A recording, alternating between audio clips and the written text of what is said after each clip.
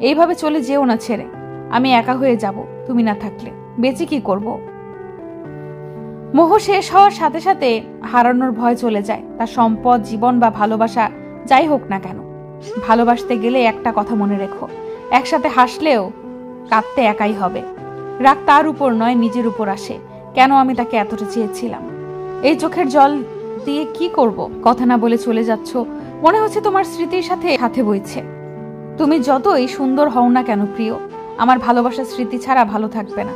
সবচেয়ে খারাপ অনুভূতি একাকিত্ব নয়, এটি এমন একজনের দ্বারা ভুলে যাওয়া যাকে আপনি কখনোই ভুলতে পারবেন না।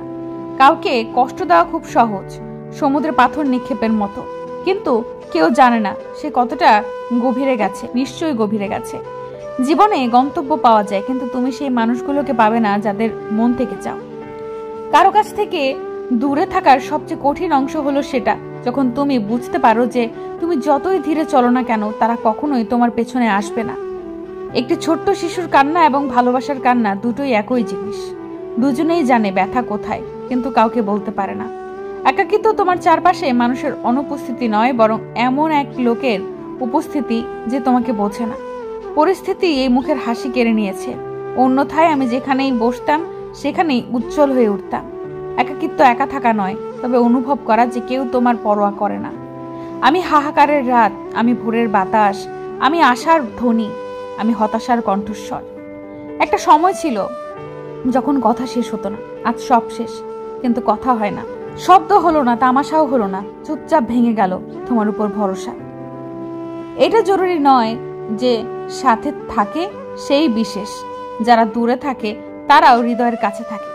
আমি সময় বদলানোর চেষ্টা করেছি, কিন্তু কে জানতো সময় আমার জীবন বদলে দিবে।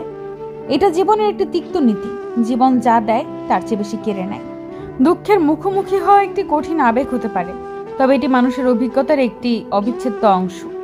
যদিও আমরা কখনোই আমাদের জীবন থেকে দুঃখকে সম্পূর্ণরূপে দূর করতে পারি না, তবে আবেগের ভাটা এবং প্রবাহের একটি স্বাভাবিক অংশ হিসেবে আমরা এটিকে আলিঙ্গন করতে শিখতে পারি।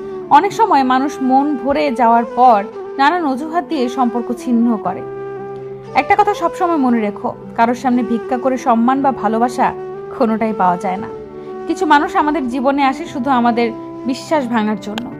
যদি আমার প্রতি এতই বিদ্বেষ থাকে, তবে আজ এমন প্রার্থনা করো যাতে তোমার ইচ্ছাও পূরণ হয় এবং আমার জীবনও শেষ হয়ে যায়। কান্নার কোনো ওজন নেই, কিন্তু যখন সেগুলো ঝরে যায় তখন মন হালকা হয়ে যায়।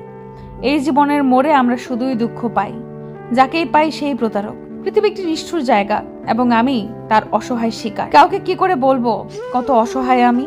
তোমাকে চাই আর তুমি অনেক দূরে।